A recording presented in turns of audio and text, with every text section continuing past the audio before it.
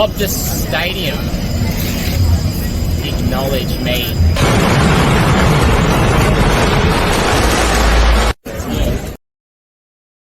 Hello everyone and welcome to Kick It to Scoops. I'm your host Cooper, the sole admin of AFL information, trade rumours and results. This is season 4, episode 12 for the season. But overall, this is episode 98. The entire episodes of Kick It to Scoops episodes alone, this is episode 98. So in 2 weeks' time from tonight, it'll be episode 100, and trust me, it'll be a big episode planned. Some behind-the-scenes works have been done already. Some are still in the works as well, so I'm hoping it looks very good. You may see a guest appearance or two on that episode, and you'll see a whole bunch of other things, but that's in 2 weeks' time. You'll hear more details about that for the next few weeks. Now, on Kick It to Scoops today, we've got the world-famous segment Scoops Goes Bang, and we're going to be talking about a few things, in particular, the Geelong Football Club excuses from their fans and whining about the free kick count and relating to having to play in Darwin, and I'll roast them and tell them why they're a bunch of crybabies when it doesn't go their way. I'm going to be talking about team selection moves at St Kilda, which I wasn't very impressed about, which I'm going to be talking about, and what should be made this week. Team of the week, my Supercoach talk, not a bad round for me. I'm going to review the rounds just gone and upcoming and talk about everything else.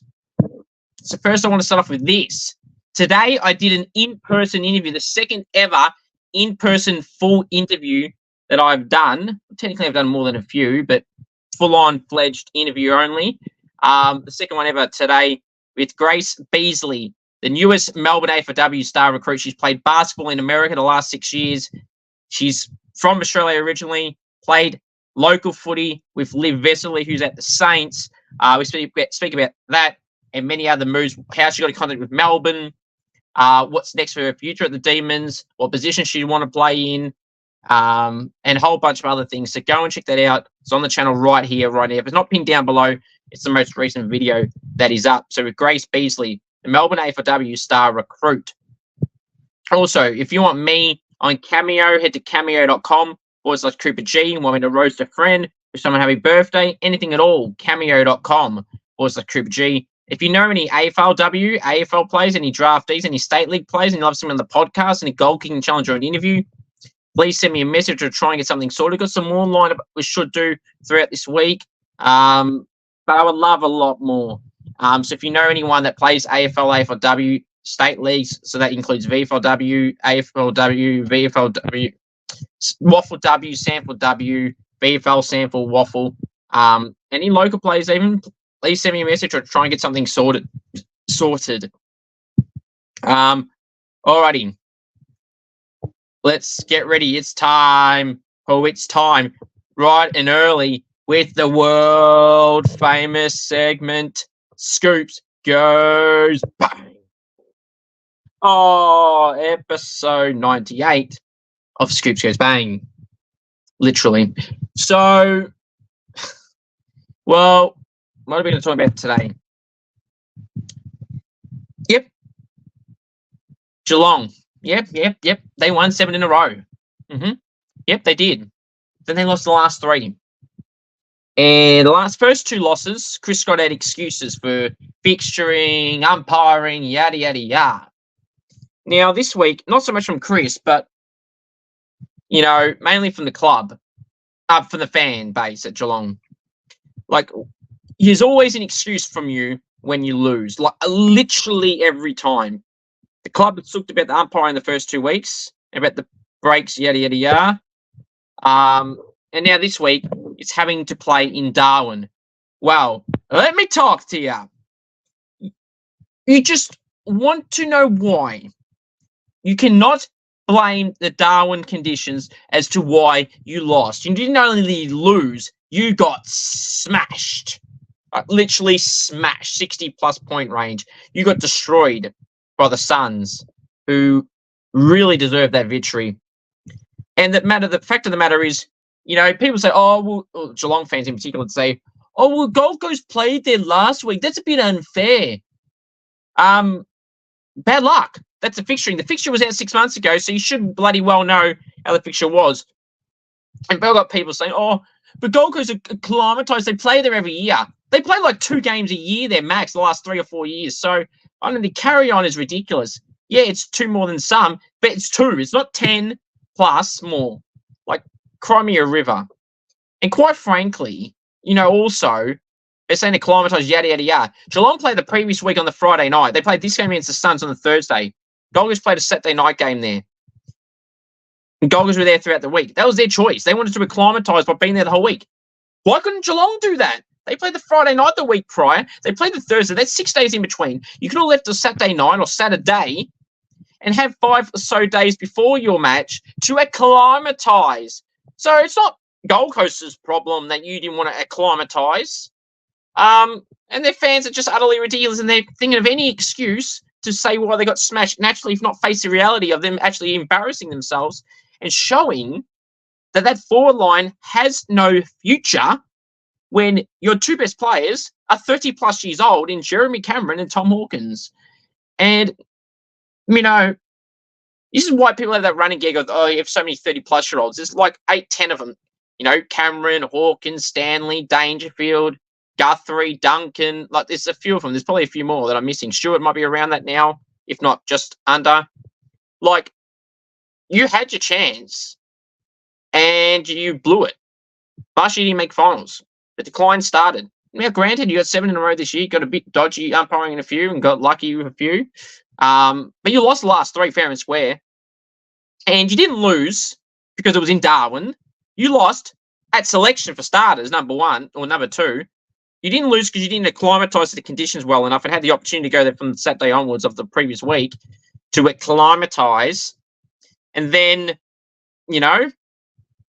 then you rested Tom Hawkins knowing that Jeremy Cameron wasn't available. It was part of your plan. You wanted to play a milestone game or something in Geelong. That's fair enough. But don't give me that excuse to Hawkins didn't play when he wasn't injured.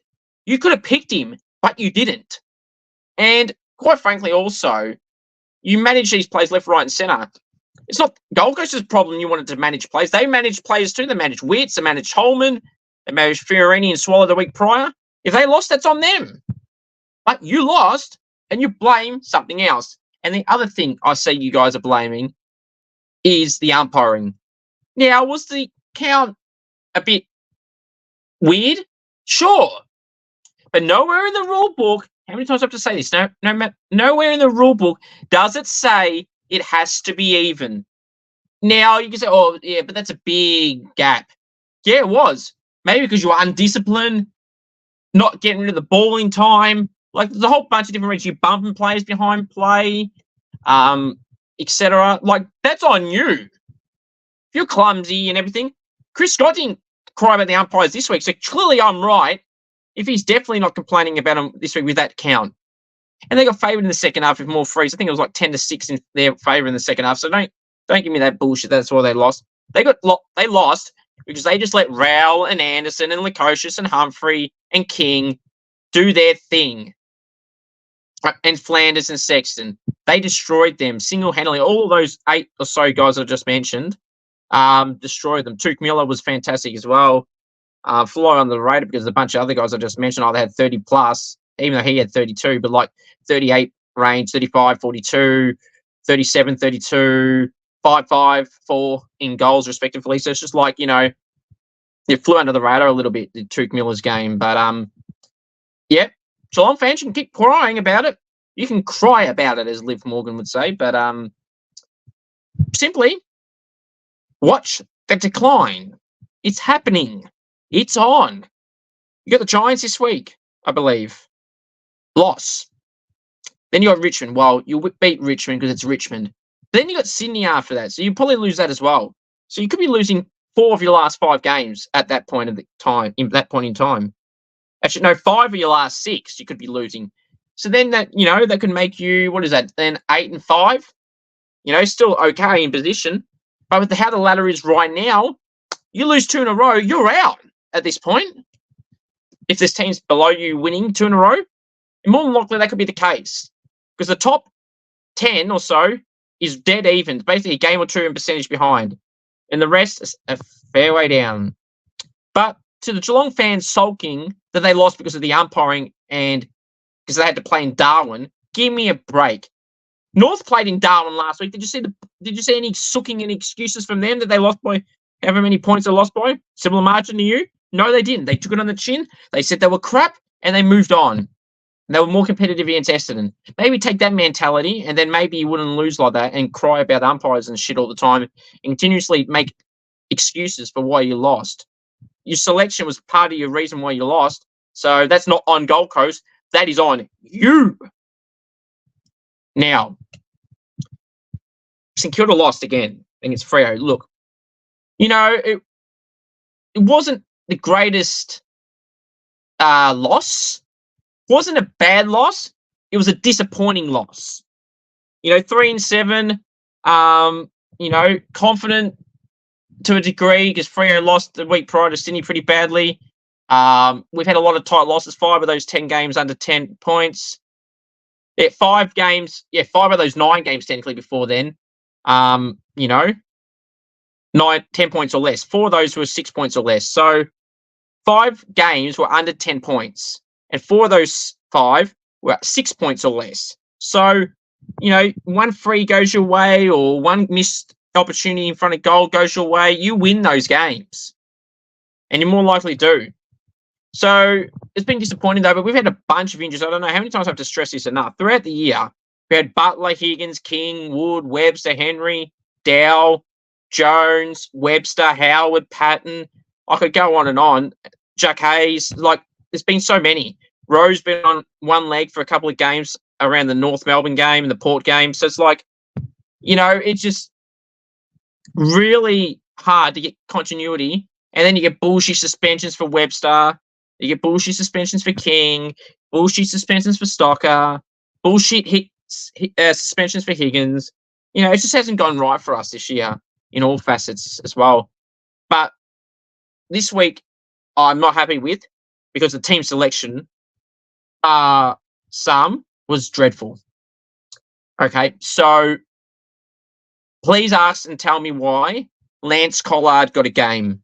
Okay, he had played most of the VFL games. He played round 1 as a sub, didn't get a kick in the quarter in a bit he played.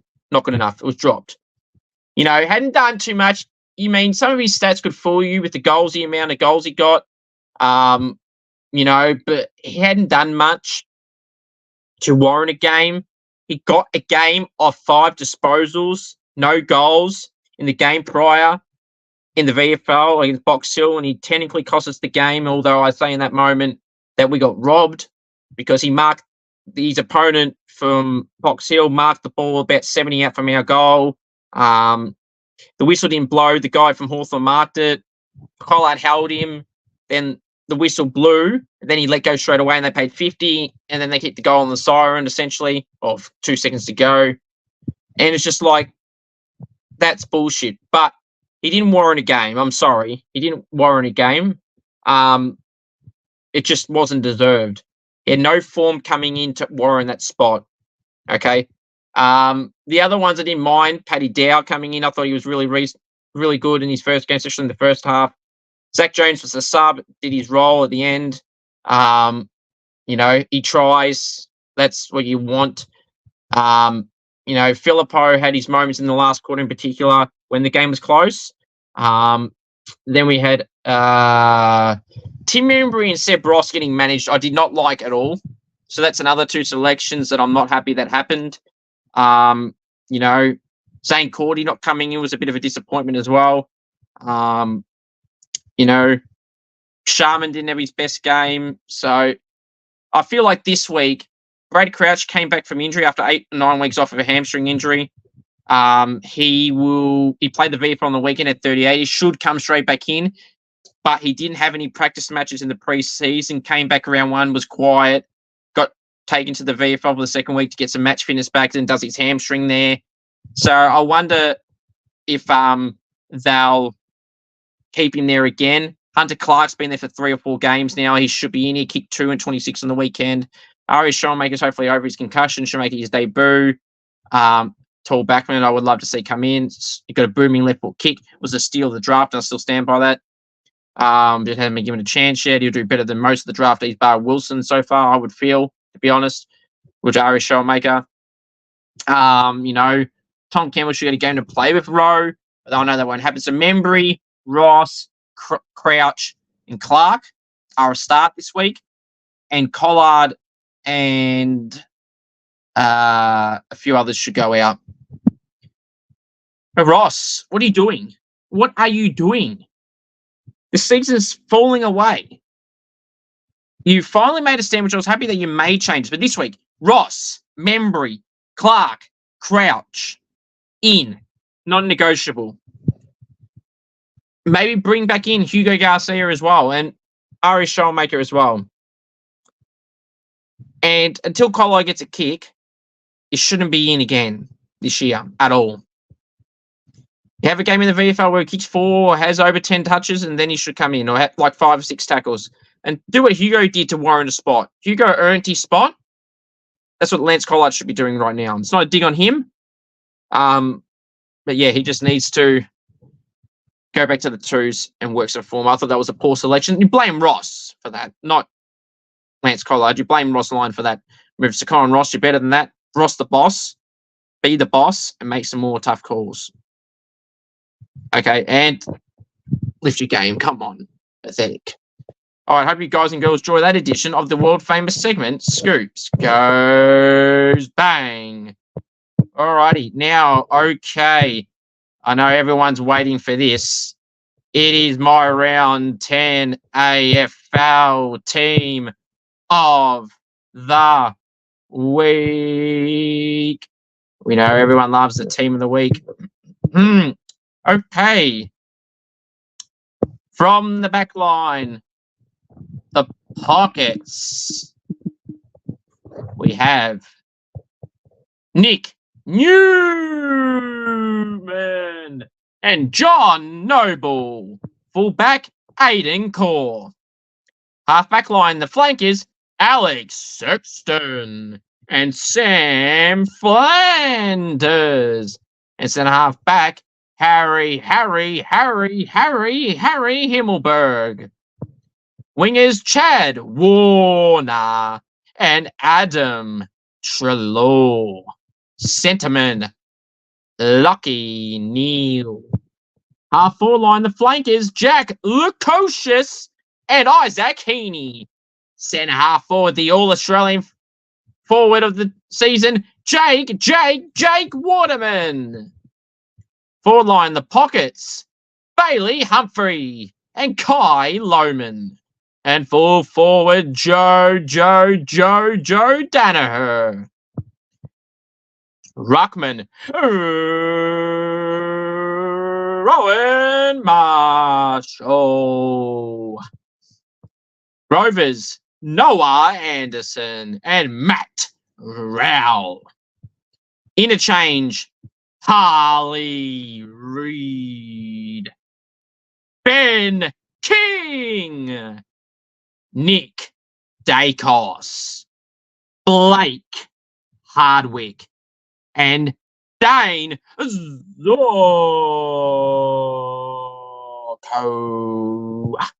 The emergencies, Nick Haynes, Charlie Cameron, Scott Pendlebury, Jordan Dawson, Peter Wright, Zach Fisher, Dan Houston, and Aaron Norton.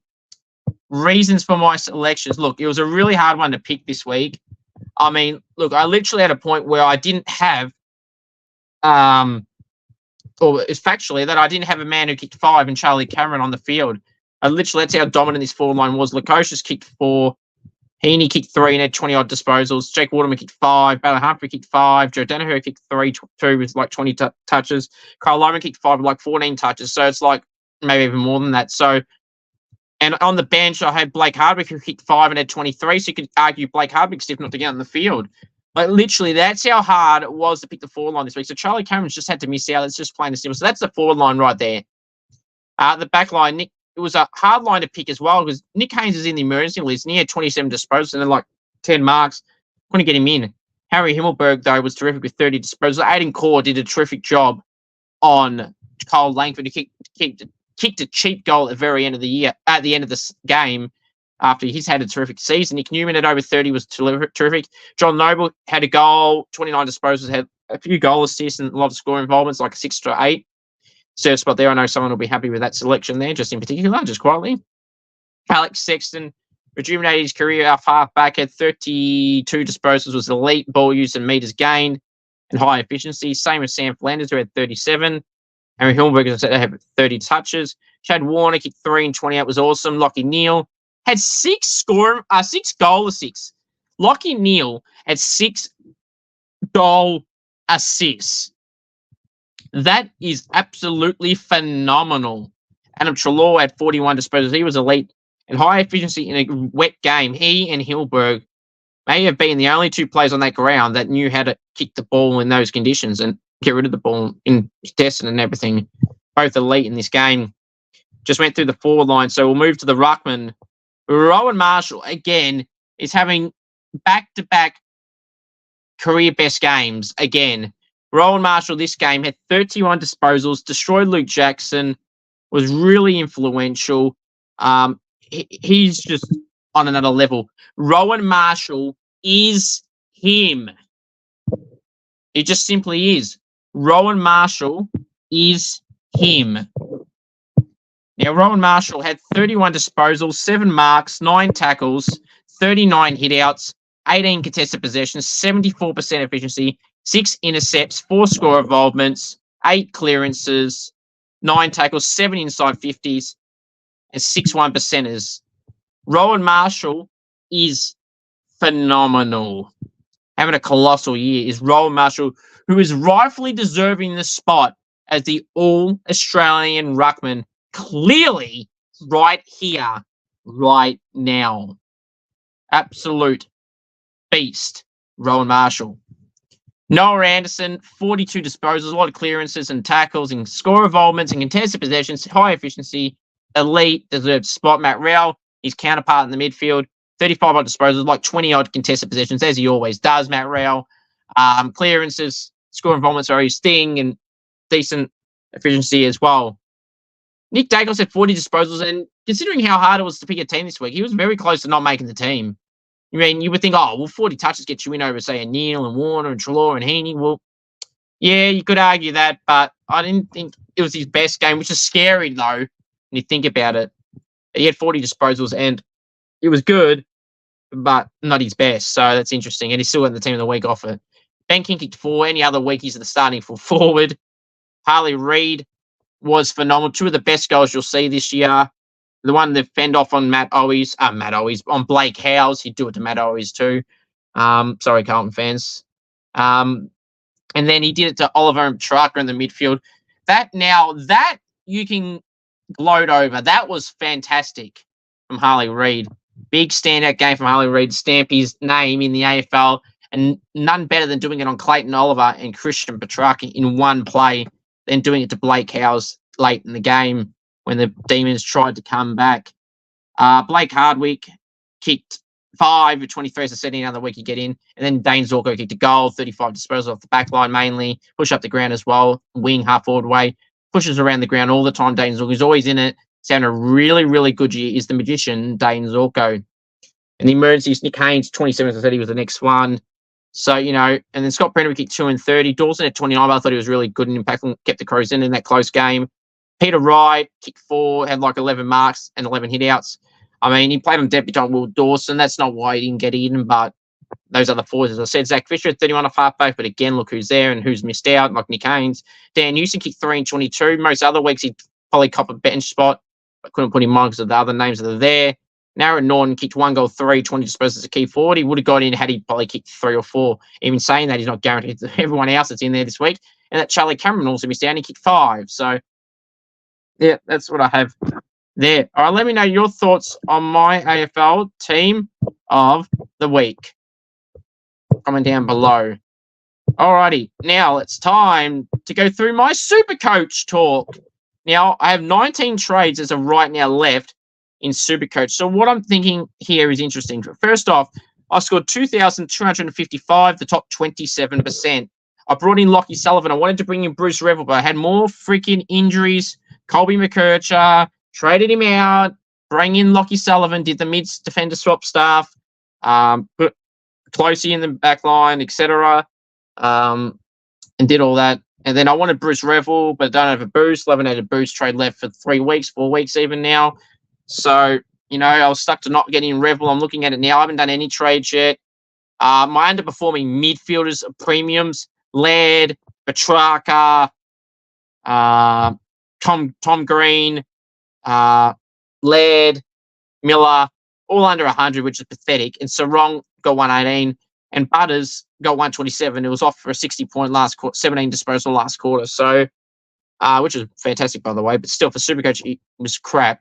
And the last quarter saved him there. But yeah, that was my midfield. The 4 line is what did the job. Flanders and Sexton did terrific. Darcy Wilson got 75 or something again. He's been in terrific form.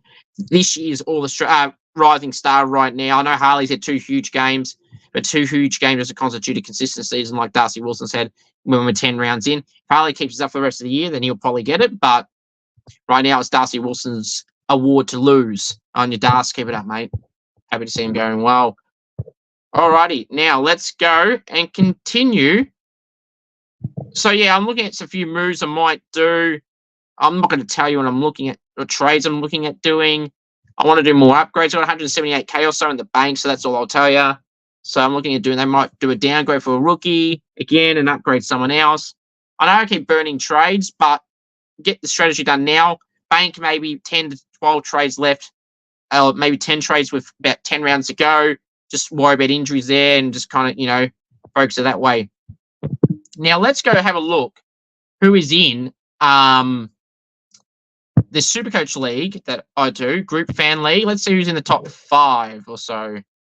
Let's have a look-see, shall we? I dropped 4 spots in that overall rankings. I'm 133 out of 223. The round ranking was 116. Let's see if Graz has come up or not. We've got Rolls Macca, who is still in first place on 22,019. Rowan, the Saints, Declan remains in second place on 21,989. He scored 7 more than Rolls Macca this week, so he is 30 behind.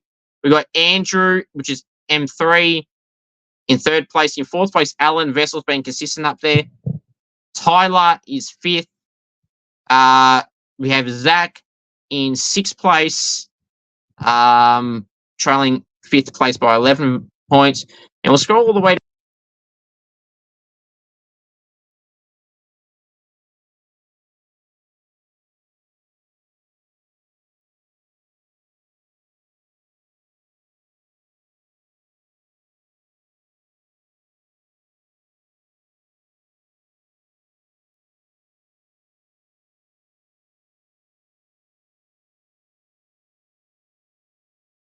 list.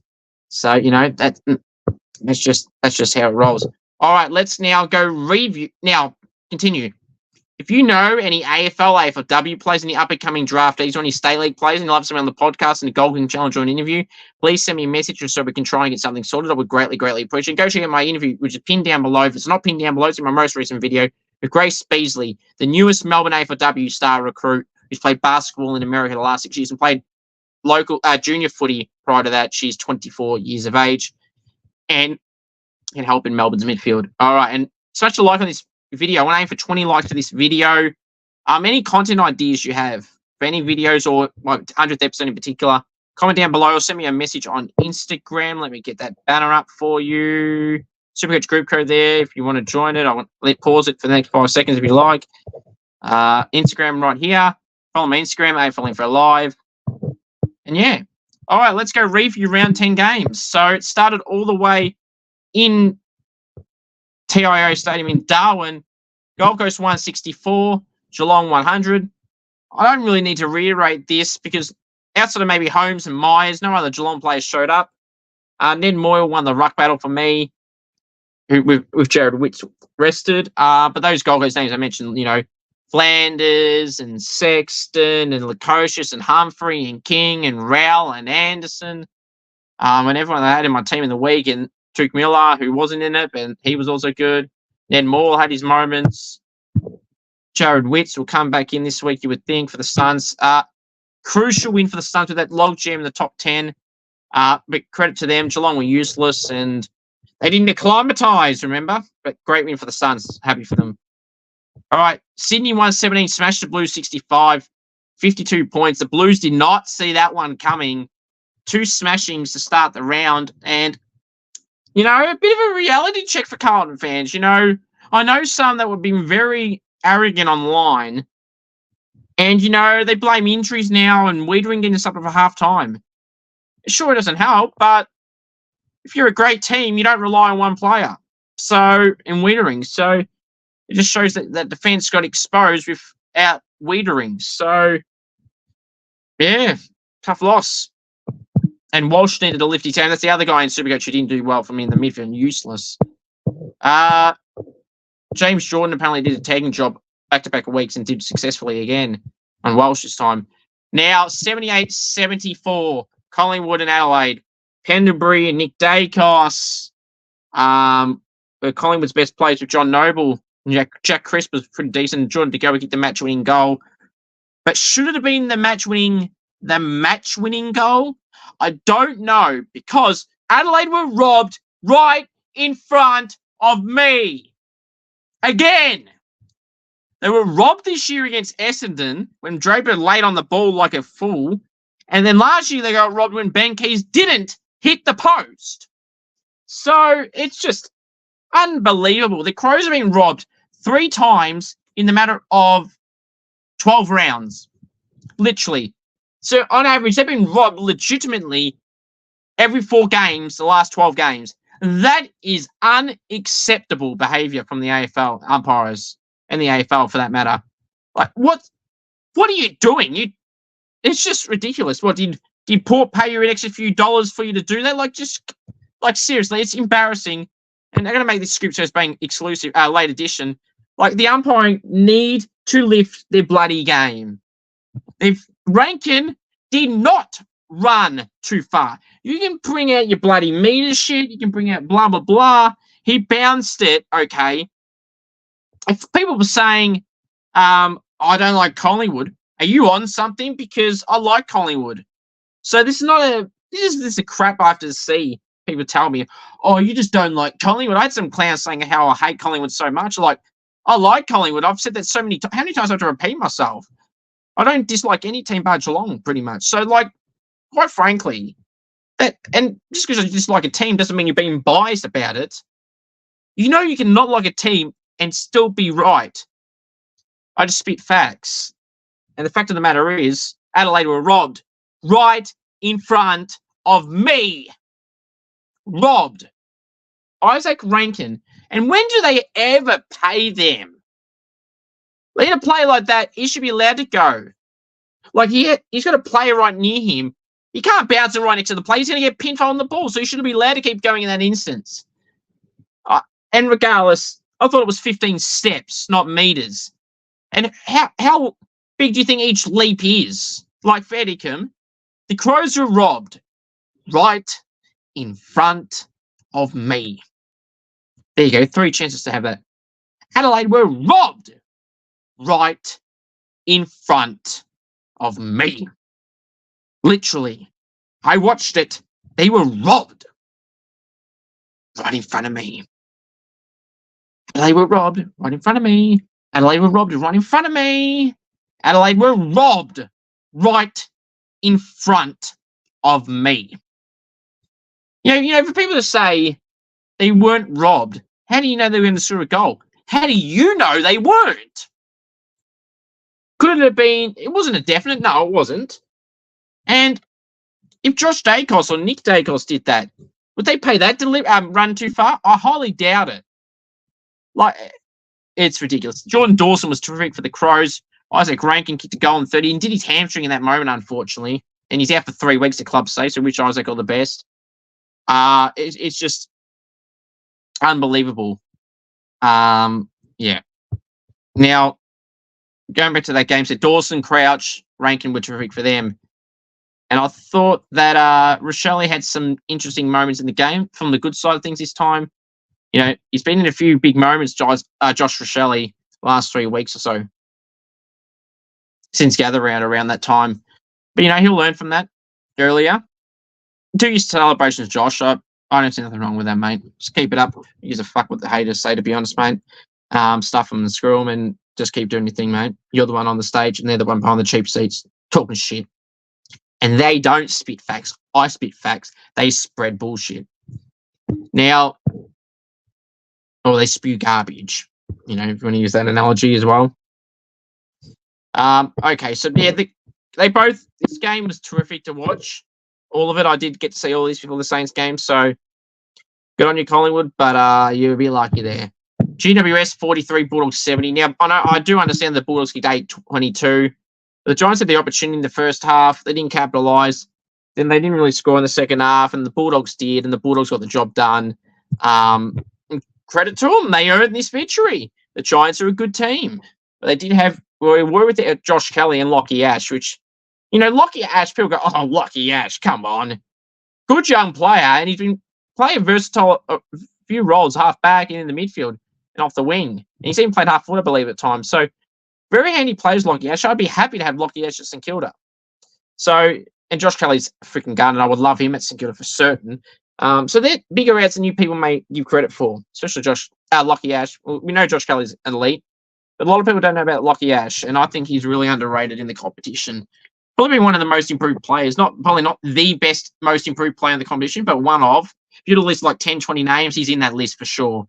But yeah, credit to the Bulldogs for winning that game by 27 points. But they'll be back to failing, and Beveridge Shadow will go again, and they'll want him sacked. Yada yada yada. St Kilda 55, Fremantle 72. Oh boy, do we have to talk about this game? Now, Jai missed some gettable goals. Patrick Voss had some solid moments for him. You know, Euro Marshall was elite, as I said. Jack Sinclair was good. Wayne and Malera had his moments. I thought Paddy Dowles, as I said earlier, was all right. There was too many passengers in this game. I thought Dougal Howard played his part for sure. Had a few good marks. Jimmy Webster had a fantastic spoil on Michael Frederick. Hopefully we wish he's all good. Now, the one thing I want to say to the Freo trolls online saying stuff like, you know, oh, that was a dirty move from Webster again. No, this one was nothing like that at all. He played for the ball. And you want to know how I know it wasn't bad? Number one, he got no weeks. And neither did Max King for the record. Eric Hibbert got 1 week for his dangerous tackle against Richmond, which is the next thing we'll go through in a second. You know, good hard contest. Jimmy's a tough player, and that was the right thing to do. And you know he did the right thing when not one Freo player remonstrated against him. So cry me a river, Freo trolls that think that it was a dirty act. If the roles were reversed, you would be saying how good of a spoiler was, and the game would be dead if he got suspended. So don't give me that bullshit. You got the win, take the win, and move on to next game. That was great from Jimmy. Rowe was elite. Best ruckman in the competition. Another back-to-back career best game for Rowe Marshall. He's in bloody fantastic form. You know, if he's not the All-Australian ruckman, I'll get very mad. Max Gawn's been good, don't get me wrong, but Rowe Marshall's been the clear standout this year, and anyone that says otherwise, you're wrong. Now, Brisbane and Richmond, 163-44. Embarrassing from Richmond. I know they have a lot of injuries. St Kilda and Richmond are really the only two sides that can blame injuries for some of their losses this year. And Richmond can continue to do so because of the amount now they've still got out. But there was no effort in this. This was pathetic. Like, you still got experienced players in there like Pickett and McIntosh. Prestia played 2 games in a row, not getting injured. It must be good for him. I got a chance to see Richmond training for a brief few minutes today. They were split into 2 groups. So I did see Dustin Mard from a distance, so I know for a fact it was the AFL team. You know, in small groups, I don't know exactly what they were doing, just little kicks to each other and chatting amongst each other. But yeah, they need to first of all get people on the park. Tim Taranto, I think, is 4 to 6 weeks away. Maybe Tom Lynch is around the same. So they're the 2 best players that are out at the moment. You know, Grimes, I don't know what's happening to him. He gets managed, whatever. Liam Baker, what's going on with him? Jaden Short. You know, it's just very interesting. Yeah, so that it'll be interesting to see how they go. But in this game, they're pathetic. Zorko and Neil and Danaher, etc.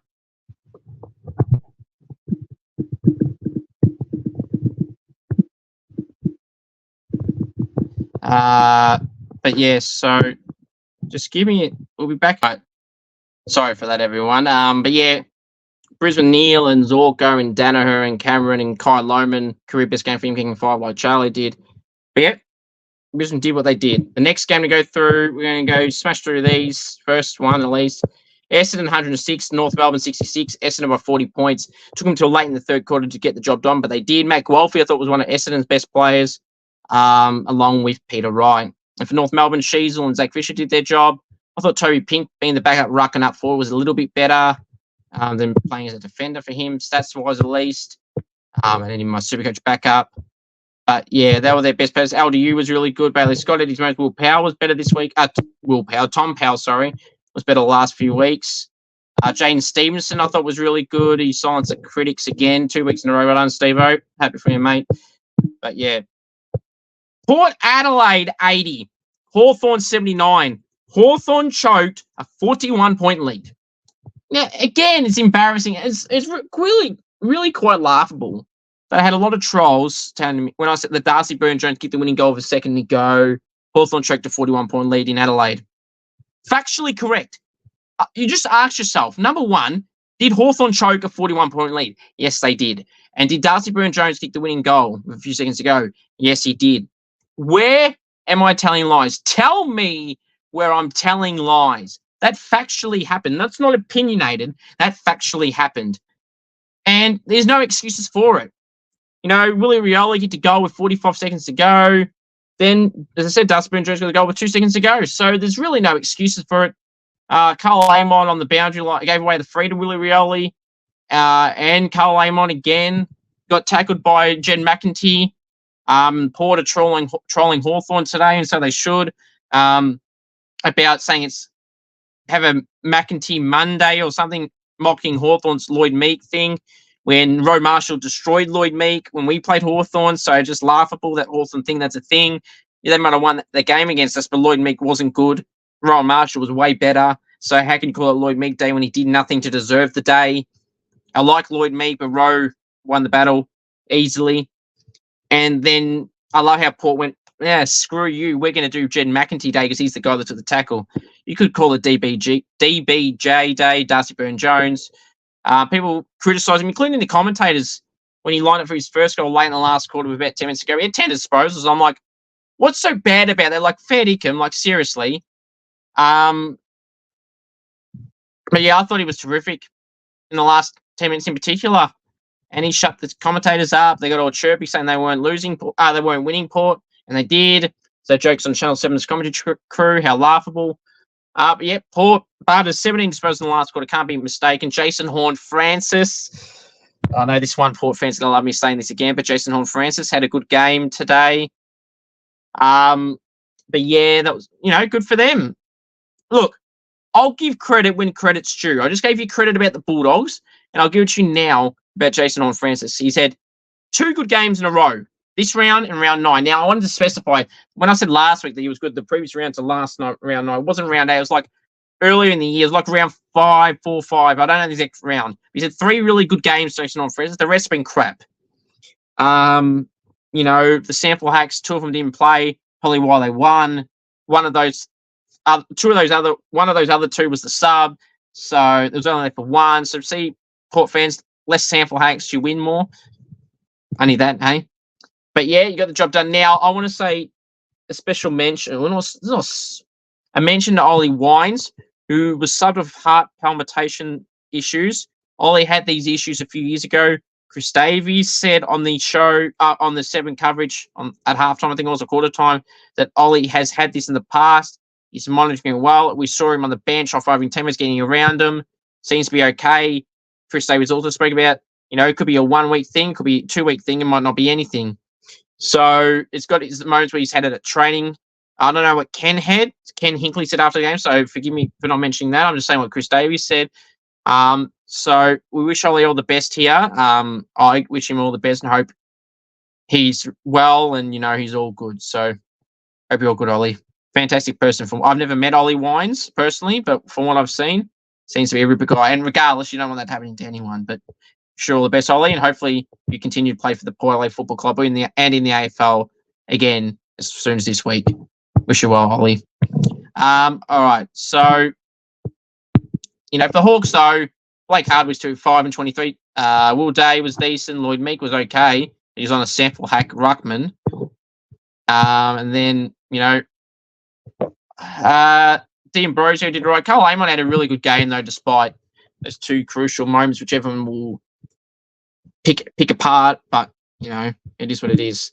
The final game, I know some Eagles fans that are up and about. The Eagles 105, Melbourne 70. Is Melbourne season gone? No, it's not gone. Relax. Get the gag.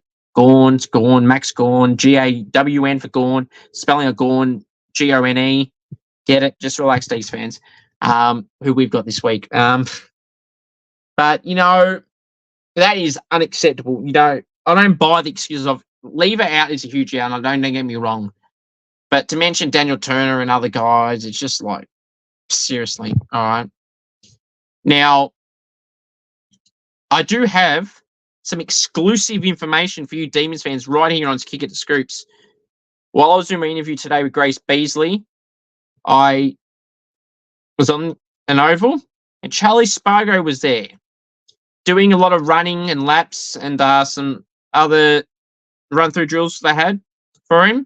So he seems to be going well in the road to recovery. So you could be seeing him very shortly. I was there for a fair while. He was there for a fair while. See, he's looking all right for these fans. I wanted an update on Charlie Spargo, small forward. He was injured throughout the year, earlier in the year, like round 3 or something. I think he's meant to miss around the 4 weeks still. Don't quote me on that, but it might be ahead of recovery the way he was going today.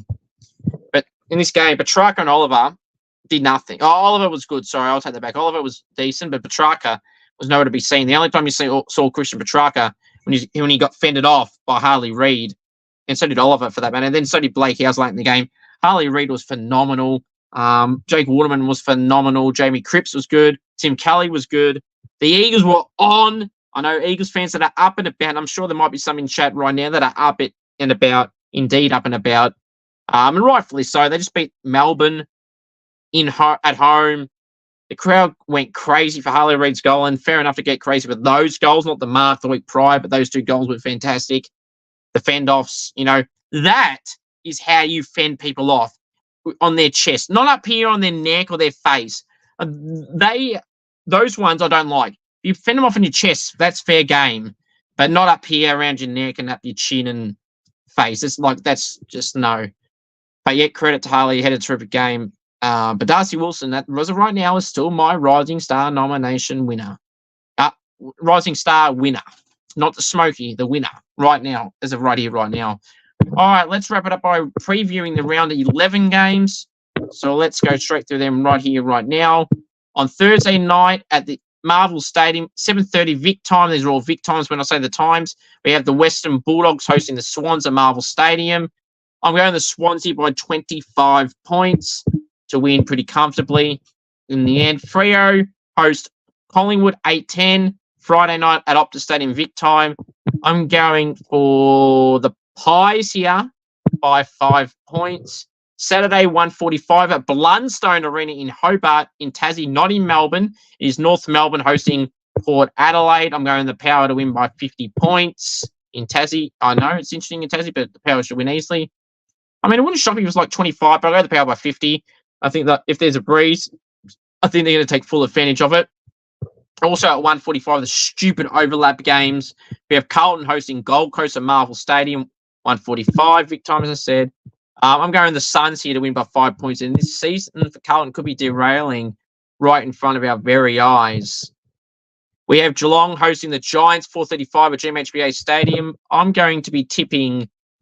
I'm tipping the Giants in this one. The Giants have beat Geelong and Geelong recently, if not the last time they played, if not recently, if it wasn't then. I'm going the Giants to win by 15 points here, and the Cats will lose 4 in a row if that does happen. The Giants will bounce back after their bad loss against the Bulldogs. Dreamtime of the G match Saturday night, 7:40 Vic time. I have Richmond hosting we have Richmond hosting Essendon. I will be tipping Essendon to win this, unfortunately, by 50 points. This could be a statement from the Bombers. Sunday, 1:10 at Marvel Stadium. It's Hawks hosting the Brisbane Lions. I'm going to go the Brisbane Lions to win here by 35 points. We have on Sunday afternoon, 3:20 at the MCG, we have the Demons hosting my Saints. Look, flag the changes that I made earlier. Hopefully Butler's back from injury this week too, if I forgot to mention him. Higo, Crouch, Clark, Cordy, Shoalmaker, Campbell. They're the names I want to see in. So let's see what happens. Matt Allison could make a debut. Don't shock me if that happens. But I'm going to go, you know what? Backs against the wall, the Saints have nothing to lose. I just feel like they're going to play a different game plan this game. They'll try something different. They'll make changes. They know the season's hanging by a thread. Melbourne will probably get complacent, although they just got embarrassed by the Eagles, so they might want to come back to a degree. And you know what? I just think that Melbourne think it's going to happen. If they think it's going to happen, they've got another thing coming for them. And the Saints have nothing to lose. They'll try something different and it'll work. And then everyone's going to say why they didn't try this plan all year and it's not done what they've done. But that means on the other end, if they do try and play a fast attacking brand, that they may be exposed on the other end, leaking scores. But I have the confidence in the defenders in Wilkie and Battle and Sinclair if he's down there, Malira and Bonner and Howard. So hopefully Cordy comes in this week though as well.